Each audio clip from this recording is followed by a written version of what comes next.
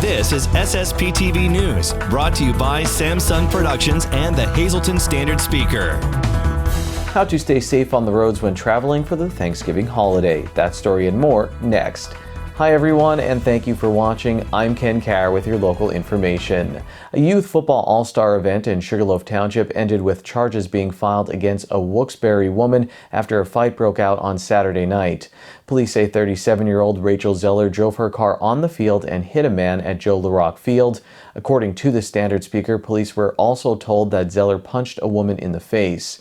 Sugarloaf Township Fire Company Assistant Chief Paul Barron says the last game of the all-star event was stopped because of a fight between players. The Valley Chiefs organization hosted the event, but the league says on Facebook they did not have a team playing in the games, so none of their players or parents were involved, and their board is cooperating with authorities.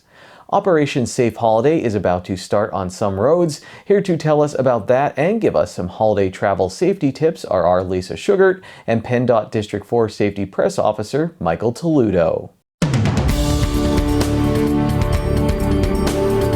Now there is Operation Safe Holiday. So what does that all entail?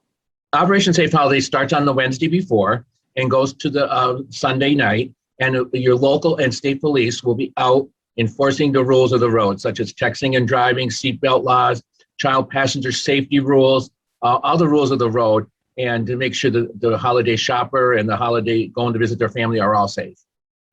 Because of segments like this and because you do so much in the public and PennDOT does so much, do you think people are getting the message and paying attention and being safer? We see fatalities going down, and I really hope that they do. And we see more people putting their child in the proper child safety seat. We see people slowing down. We just hope that everybody follows the rules. I would think it is really has some effect.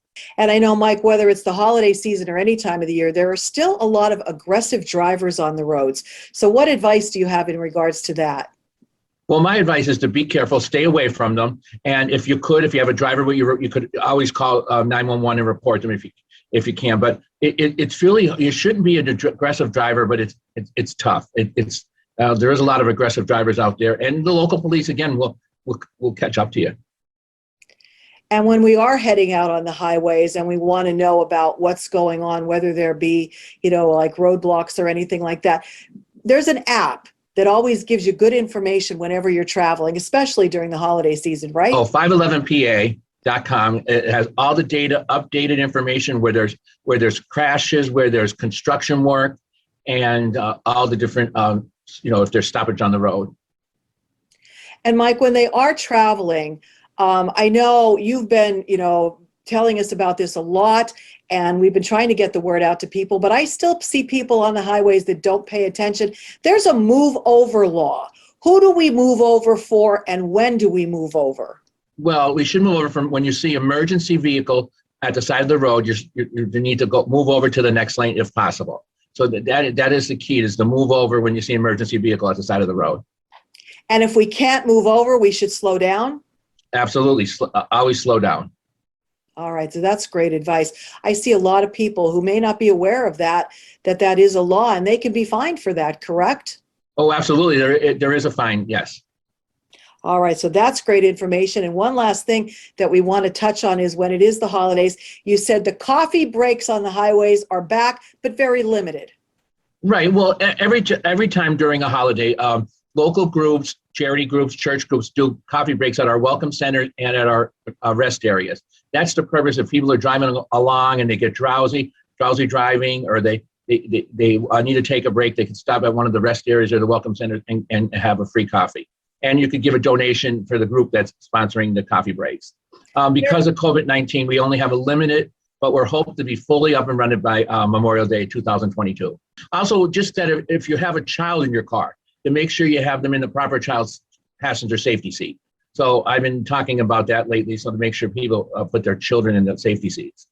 Yes, and I know the Pennsylvania State Police often have checks where you can make sure that it is put in properly. So that's important too. A lot of times you have the safety seat in, but it's not installed properly.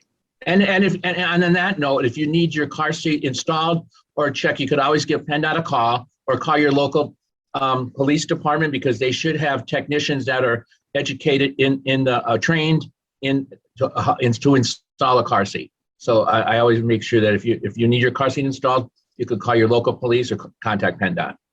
Great information. Thank you, Mike. We'll talk to you again soon. Oh, thank you. And everybody out there, have a safe Thanksgiving.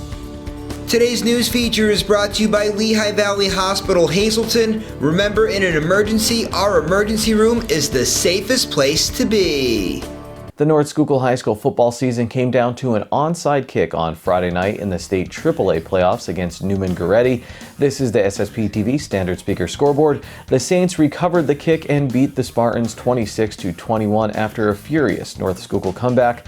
The Spartans were down 22-0 at one point, but battled back. The quarterback for the District 11 champs, Jake Hall, had 130 passing yards and 2 rushing touchdowns. In college basketball, the Penn State Hazleton men beat Penn State Fayette and the women lost. Andy Kowalkowski scored 25 points for the local Lions and had 8 rebounds. Hazleton area grad Daniel Gendomenico had 11 rebounds for Penn State Hazleton. Emily Titus led the local Lady Lions with 16 points. Time now for weather on SSPTV News. Last Friday was all about the partial lunar eclipse. Here's a photo that I took. And this Friday is all about leftovers and shopping. Let's check out the weather forecast from the National Weather Service. On Tuesday, mostly sunny with a high near 35 degrees. Tuesday night, mostly clear with a low around 22 degrees. On Wednesday, it's sunny with a high near 40 degrees. Wednesday night, partly cloudy with a low around 28 degrees. On Thanksgiving Day, partly sunny skies with a high near 47 degrees. On Thursday night, a 40% chance of rain showers before midnight, then a chance of rain and snow showers, mostly cloudy with a low around 32 degrees. Friday, partly sunny with a high near 37 degrees, and Friday night, partly cloudy with a low around 24 degrees. Coming up next, the Holiday Delight Ladies Night at a local restaurant will help you get ready for the holiday season, and it will also benefit Community Services for Sight. And in sports, we talk with members of the Hazleton Area High School boys soccer team about the Cougars winning the school's first ever district championship in that sport. Good evening, everyone. Here's today's Talk of the Town. The Greater Hazleton Chamber of Commerce will have their November Red Carpet Breakfast event at Top of the 80s on November 23rd, beginning at 7:45 a.m. The guest speaker will be Rich Roman from PennDOT. For ticket information or to RSVP, you can visit hazletonchamber.org or you can call 570-455-1509. The historic Brainerd Church will host their annual Thanksgiving Eve service on Wednesday, November 24th at 7 p.m. Everyone is welcome to attend the service. And that's today's Talk of the Town. SSPTV News would like to send sincere condolences to the family and friends of these recently departed. Evelyn V. Anderson, age 99, of Beaver Meadows. Mass will be held on Wednesday at 11:30 a.m. at St. Richard's Church in Barnesville.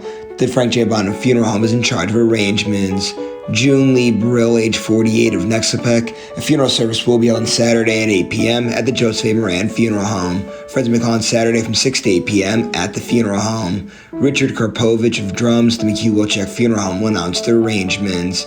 Earl Bill Kepper, age 80, of Weatherly. A funeral service will be held on Wednesday at 11 a.m. at Centenary United Methodist Church in Weatherly.